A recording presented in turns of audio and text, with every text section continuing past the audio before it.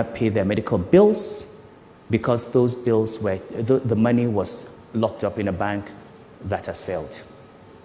Nobody knows the number of children whose parents could very well afford to pay their school fees who had to drop out of school because banks were mismanaged. So we use this as one instance, as one example of what you can do if you're willing to confront these vested interests and deal with them and protect the poor for the first time. But the banking industry is just one part of Nigeria. What is happening in other areas? So, take the oil industry. We're talking about fuel subsidy. In 2009, this country paid 291 billion naira as subsidy for petroleum products. By 2011, this number had jumped to 2.7 trillion naira. Did we start consuming 10 times as much petrol? Do we have 10 times as many cars? Did the population of Nigeria multiply 10 times? I did not believe those numbers. I screamed against those numbers, and what people screamed. Of course, we tried to remove subsidy. There was Occupy Nigeria. There have been investigations. And what did we discover? That a lot of that money never went to fuel subsidy that was consumed by Nigerians. There are people in this country that produced pieces of paper and brought to PPRA, and somebody stamped those pieces of paper and said they brought in petroleum products and actually paid them subsidy. And those pieces of paper said, I brought 30,000 metric tons on so-so ship, and we discovered that that ship was nowhere near the coast of Nigeria on that date.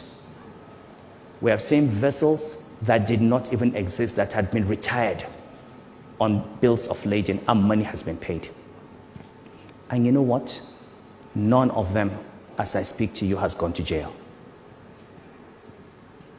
This is the only country in the world where you have something called oil theft, where vessels can simply come and take crude oil and literally just drive out of the country.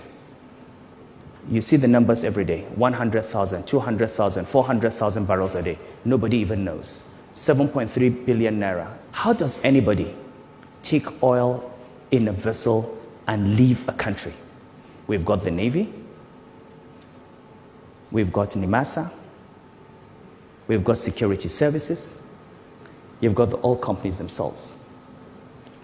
And every day we complain about the lack of development.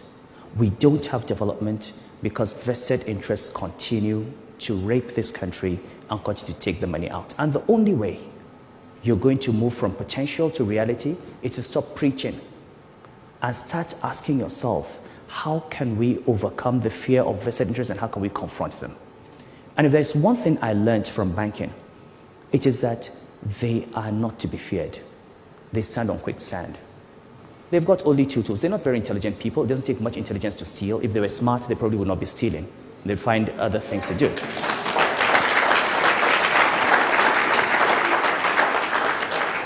They have two weapons, and two weapons only. First is, how much do you want? And if you don't want anything, then I'm going to destroy you. If you don't want their money, and if you're not afraid of them, you destroy them. There's nothing else in there. You're more intelligent, and we've got to ask ourselves as a country, how have we allowed ourselves to be reduced to a level that is so far below our potential? A few weeks ago, I was in Lagos at Tinubu's birthday at the colloquium, and I spoke to young people. And so we have 65 million young people in Nigeria. I'll give you one idea. You have 65 million youth in Nigeria. What does it take for one of you to get your votes and be the president of this country? What does it take for you to say, you're tired of my generation? I'm going to get one 40-year-old, intelligent, committed, patriotic Nigerian, and we're going to ask all the youth to vote for him. What does it take for you to address this issue sector by sector? Identify these interests one by one and confront them. Why does it have to take fuel subsidy removal for us to come out and challenge the rot that is in our country. What are we afraid of? We're afraid of losing the security that we have today. We may not lose it today, we will lose it tomorrow. So if there's one thing I have, one message I have for every Nigerian, is to remember that the problems of this country are enormous. The solution is simple. And that solution is we must recognize that at the heart of the problem of Nigeria, at the heart of 90% of our issues, from Boko Haram to religious crisis, to ethnic crisis, to unemployment, to the lack of education, to the lack of healthcare, is that there are people who profit from the poverty and underdevelopment of this country. And these people are called vested interests.